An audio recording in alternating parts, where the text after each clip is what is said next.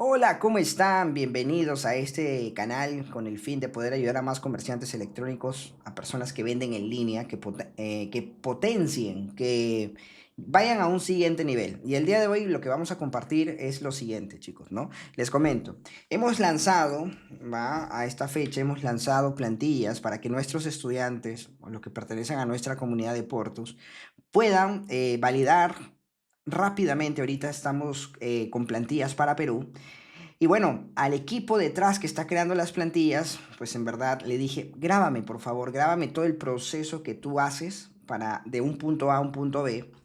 Y este video es lo que viene a continuación. No lo van a ver que están hablando, sino van a ver cómo hacen todo el proceso, va todo el flujo. Van a ver el cursor, cómo le da clic, cómo le da clic en otro lado. Si tú eres una persona que tiene experiencia en haciendo landings, pues yo creo que esta información te va a ayudar muchísimo para que también puedas hacer tus landing en PortuShop.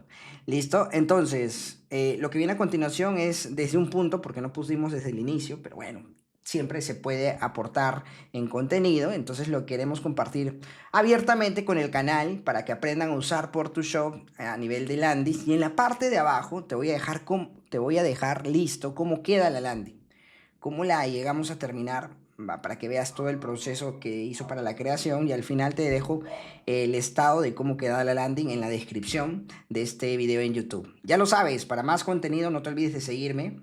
Pues no te olvides de seguirme, activa la campanita, suscríbete para que te llegue más información de valor. ¿Listo? Entonces vamos a ver aquel video. No va a haber una persona que esté hablando, simplemente vamos a ver el paso a paso de cómo una editora dentro de nuestro equipo realiza toda la landing del siguiente producto que vamos a ver a continuación.